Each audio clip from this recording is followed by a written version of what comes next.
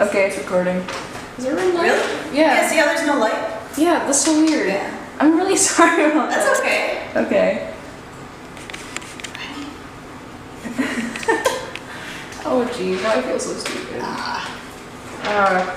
Does that mean we have to like redo everything we just did? Maybe. But that's okay. I can learn how to, I can try to phrase it better this time. I mean, I guess. I guess I can just like start the second half and we can go back later because so it's not just so like I'm saying this again, I'm so annoyed, oh my god, this girl is wasting my time, didn't even buy me coffee. I bought my own, I'd already bought coffee by the time I got here. Do you want anything? Do you want me to get you? Okay. Alright. I'll get you pony.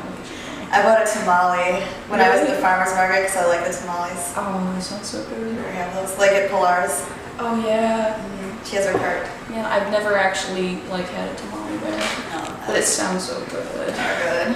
I'm not usually downtown on Saturdays and like running around doing stuff like this. Today I have to like study for AP tests and stuff. Like it's so nice outside. Why am I doing calculus? Why? Calculus is the most awesome one. I know, but it's just like so time-consuming. Yeah. It's like McLaurin series. Why? Oh right, I forgot about those. That's crazy. It is crazy. It's like you have to learn all this stuff.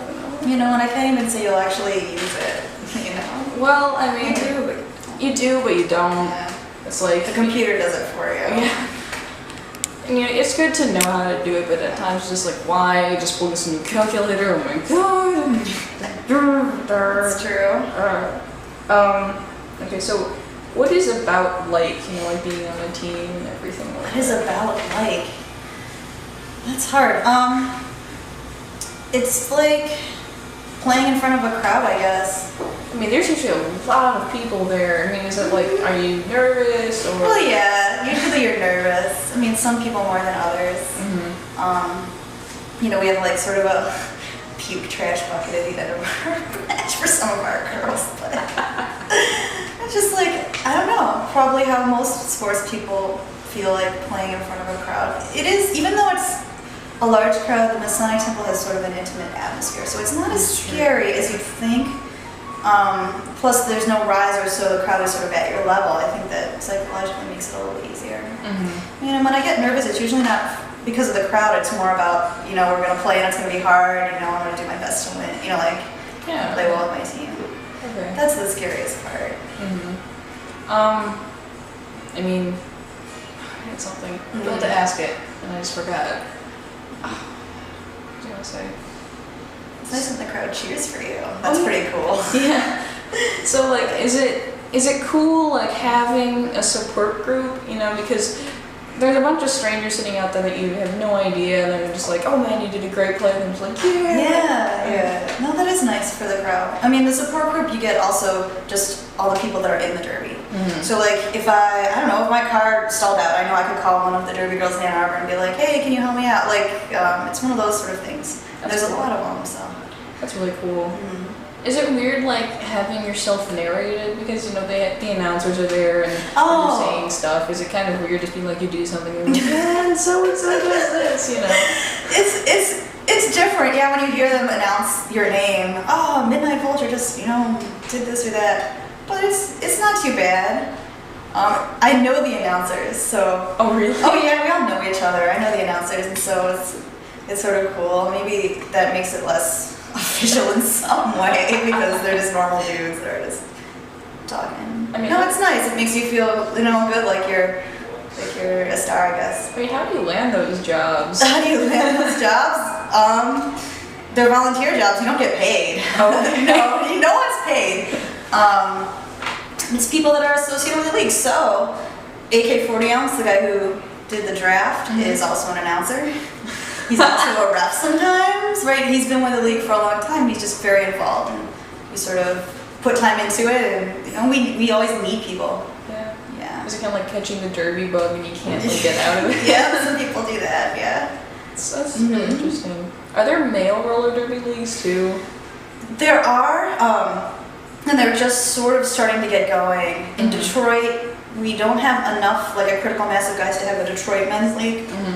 They do sort of have a Detroit men's league starting to gain steam, but they're pulling players from other cities, so they can't regularly practice because everyone's sort of far apart. You know, a lot of the guys who ref also want to be able to skate. Some of them are pretty good. It's fun to watch them. There's been a few like sort of expo bouts that they've had. Okay. But across the U.S., yes, there are more men's leagues. I can't remember which ones have good teams, but there's a lot. A lot of them come from hockey backgrounds or even like jam skate. Yeah. Yeah. Jam skating is interesting. There's one team that has quite a few jam skaters, and it's really fun to watch them, just because you can tell by their style.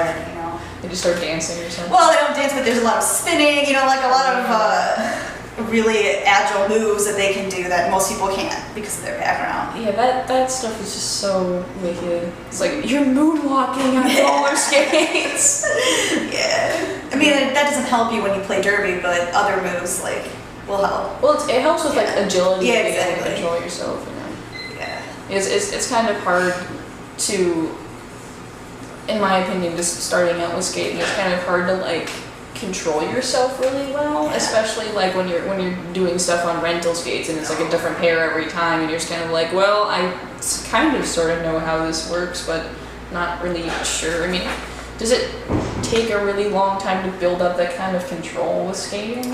It can. It's just like most things, like if you want good balance, you need strong core, strong muscles. Some people pick it up really quick, some people don't. The ones who pick it up quickly typically have an athletic background. So they're already in shape and they've already played sports, so they pick it up quickly.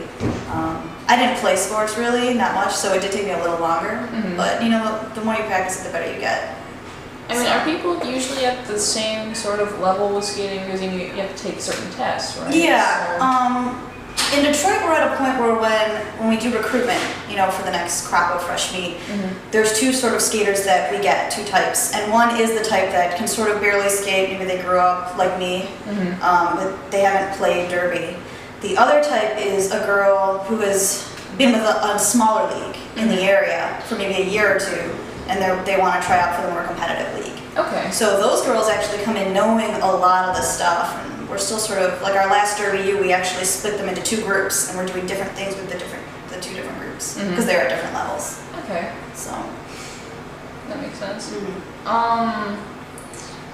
Do you feel that roller derby is like getting popular, or is more popular, or how do you think it's evolved over the time that you've been involved with it? It's exploded. You know, when I joined, there were maybe 4 leagues in Michigan, maybe 3, and they were far apart. You know, Detroit, Lansing, Grand Rapids, Kalamazoo. Now, it's like everywhere. It's gotten really big, really quick. Do you think that's because of Whippet, or? I think that's part of it. Whippet is part of it, and I think the other part is it's a sport that sort of fills a void that was not there. You know, ladies don't always have a place where they can do this sort of thing. You know, like, I guess hitting in a sport, we attract a lot of different types, both with the athletic backgrounds and not. A lot of the ladies are like, oh, I could never play sports, but I really love this sport. Then there are other ladies that come in, oh, I played every sport, and this is the best sport. It's awesome, I'm going to play this now. So it's, I don't know, just the way the sport is. So, and this moment in time, you know, or not this particular moment, but the last 5, 10 years. Yeah, I mean, you sold out pretty much every bout for the past couple seasons, right? Yeah, well, not last season. Okay. But, and not at Kobo, because we had lots of. During the Whippet year, we sold out, and we're selling out almost a month in advance before. This year, we're selling out too. That's amazing. So, yeah, we need a bigger place. Other leagues sell a lot more than we do. I think I want to say in Minnesota, like in Minneapolis, they're at almost 4,000 or 5,000. Wow, really? Yeah, in Seattle, 7,000. Yeah. I mean, how much does Gotham sell? I'm not sure. I'm not sure how big they're. It's also limited by your venue. I'm sure they sell a lot too. I'm sure they sell more than we do, but I'm not sure. I mean, how do you get a venue like that? How do you get someone to agree? It's like, yeah, you can go and skate on our floors and hit each other and everything like that. You sign a contract. I mean, when we went to Kobo, our president was in negotiation with the people who managed Kobo, and I think that particular deal was we get to practice there X number a week for really, really cheap. And then it was like a split of the door, you know, this sort of thing. You know, they take a cut. So it's profitable. Okay. As long as it's profitable for them. And we're not going to permanently damage their floor, but yeah. Well, or you do anyway. You say you don't, but you really do. Yeah. They don't notice. The Masonic floor is kind of damaged Yeah. from us. I mean, do you have more or less a permanent spot there? While they're still afloat, yeah, they've had Okay. financial troubles. Okay. It's hard to say because in the past, I mean, I guess we do as long as it's Yeah, as long as it's there.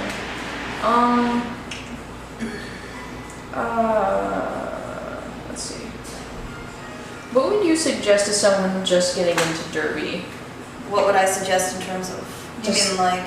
Like, you know, how do you just kind of approach something? You know, you're kind of an outsider looking in, and you're trying to make sense of all this. Like, what would you suggest to someone who's just starting out, trying to, you know, get into it? What's like the number one thing that you need to keep in mind? Oh, when you're getting into it? Yeah. I would say if you are someone who barely knows how to skate, it's gonna be hard, but stick with it and it'll be worth it. I think that's what I would say. It's gonna hurt more than you think. Yeah, it takes a lot of work. Okay. And that's what I would say. Just be prepared to dedicate a lot of time to it if you want to really excel at it. I mean, what's the moment that you realize it's worth it? Like this aha, you know, all of my training and everything is culminating to this point, and this is like the best thing ever. You know how, or is it just kind of like an as you go? It's kind of, you know, fulfilling in that. I mean, how does that work? I think some girls might have an aha moment, but it was more the moment of, okay, I'm gonna do this. Mm-hmm. You know, that really started me going. It's like, I'm gonna buy the skates. I'm gonna buy my own skates. It's a money investment. So it's more like, well, yeah, I'm gonna do it. But every day it's sort of, you leave practice feeling happier. I mean, there are some days when I'm like, oh, this is so, like, trying, either emotionally because or physically, that you're like, oh, I don't want to do it. But those days are greatly outnumbered by the days where you're like, yeah, this is fun. Okay. So, How much does everything cost? Like you mentioned that. we pay dues. Each league is different. Our dues are, I don't know, $25, $30 a month, but I pay a lump sum. And then the real cost, though, for me personally, is gas and the equipment. So like a nice pair of skates can cost, you know, you can get an okay pair for $300, $400, but you know, $500, $600 is more for skates. And then pads, right? Knee pads, elbow pads, wrist guard, mouth guard, helmet. So that stuff costs money. You know, depending on how your finances are, you know, you can borrow it secondhand, or people make it work if they really want to do it. Is there like a secondhand bin, like it's some kind of Derby Salvation Army kind of thing? Not a formal one, but there's enough girls in the league that a lot of time you can ask around. I know I've gotten my pads for free from someone who's like, hey, I don't need these. Do you want to try them? Sure, yeah. Okay, that's good. I mean, what kind of skate setup do you usually have? What kind of skates do we usually have? Or what skate setup do you have personally? Okay, I'm not too particular about what I have. I have nylon plate, a nylon plate. You can get nylon or metal depending what you like. The nylon ones tend to be lighter, metal ones are stronger. I have, I don't remember what I have. I'm not particular about it. Some girls are really particular. Okay. It's like I need to make sure my bearings are well oiled for every game or something. I have nice bearings. I have bone Swiss bearings. Yeah. And I have nice wheels. Yeah. Allen wheels. Yeah, those are good. Yeah. But God, yeah. Sorry, that's a bad answer, but I don't really know. I mean, it's fine. So who makes the rules for Derby? Like, I know there's the WFTDA and all the rules that they have, but how do those like come about? Because, you know, rules for games, you know, constantly change. How does that work for Derby? Well, the WFTDA is pretty cool in that it is sort of democratically run, and those sort of changes are actually voted on by all the member leagues. So our league is a member of the WFTDA, and they do have a rules committee that sort of tries to get a feel out there for how people are feeling about the rules, and they put out questions, and there's like a forum that every league has representatives on, and they can voice their league's opinion. So typically when we're doing rules changes, the first thing the rules people will do will go out and sort of ask the questions. Hey, how do you guys feel about this? Then they'll come up with like a ballot of let's make this change, let's make this change, let's make this change. People can review it, then the member leagues vote on it. And as the WIFT rep in charge of voting, what I do is I take that ballot and I post it to my own league internally, and then I take the results that we get and then submit, my league gets one vote. Okay. Right. And so depending on how the leagues vote, that's how the rules get made. So how many leagues need to kind of have a consensus on that? Oh, it's like a quorum. I think quorum, I'm not even sure what their quorum is. Probably Like 3/4 or something? Yeah, something like that. Typically that's what quorum is. I'm not sure what it is for the WIFTA, but it's either going to be 2/3 or 3/4. Yeah, and they usually reach a quorum. Okay. From what I've seen. So is it just like a bunch of leagues and then somehow it kind of evens out to that and it gets passed? Yeah. Okay. Each league also, when you are a WIFTA rep, you also sometimes are doing work for the WIFTA, and that's how the WIFTA keeps running. Oh, okay. Right? Member leagues sort of donate a member's time. So there are people in my league, like so for example, there was one woman who ran their Twitter feed from my league when she was a WIFTA rep. Oh, okay. There's one woman who mentored new leagues coming in and helped them go through the joining the WIFTA process. You know, there's all sorts of jobs within the WIFTA, and they have a few paid staff now. All right. But most of it's all volunteer, even at that level. Wow, okay. So it's kind of like a labor of love kind of thing. It can be. They have grown to the point where they do, like, I believe the president is paid, like the people at the top where it's all consuming, so they can actually do that as a job. Okay. But most of the members, most of the people who work within the WIFTA are volunteers from the member leagues. Okay. So speaking of donating your time, do you ever get people who are derby widows? Oh yeah, we use that term, right? Yeah. Derby widows. So women who spend all their time doing derby, their husbands are left at home. It's like their wife is gone, right? Yeah. So that's how they're widows. And sometimes we'll draw them in as refs or as stats people or as volunteers. You know. Okay. That's cool. Have you ever been on a banked track? No, I would love to be on a banked track though.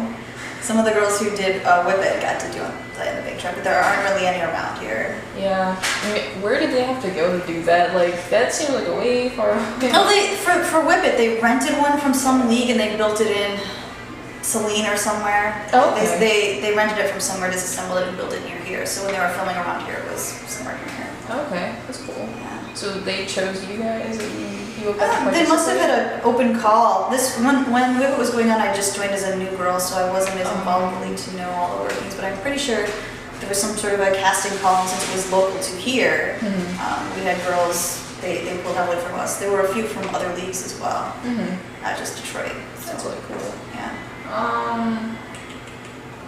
So how's your coffee? It's good. I actually wrote that down just as a kind of. It's like yeah. it's nice. They have nice coffee here. What do I do? Like they have Ruse Roast. I live close to Ruse Roast, and I go there. Oh, really? That's awesome. It's good. I guess we'll have to cycle back around now. All right. So do you remember where we were at? Kind of, yeah. We did like the first half of this. All right. This thing. So. Oh crap! I kind of. So. What got me? Yeah, what we first got into. Okay. So I first got into derby because some people that I worked with were fans, and they dragged me to a couple bouts, and one of them actually convinced me to try out because we had a third friend who had tried out with no skating experience and made it. You know, interestingly enough, this friend we went and would practice every week to get good, but she sort of chickened out at the end. Oh, really? Yeah, and I ended up trying out without her. Okay. But I would see her as a fan still when I was playing, which is cool. So what made you stay? Because, you know, if people get in and out of sports and everything, so what made you, like, really stay, You I made me guess? stay? Yeah. I like the girls, I think. That's what really keeps me there, of all the aspects of it.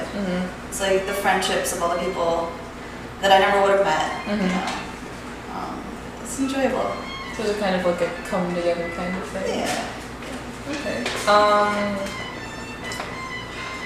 So do you feel like it's kind of like a niche kind of sport, or is it getting more popular as it's. I think now it's a niche sport. Mhm. Will it ever be as popular as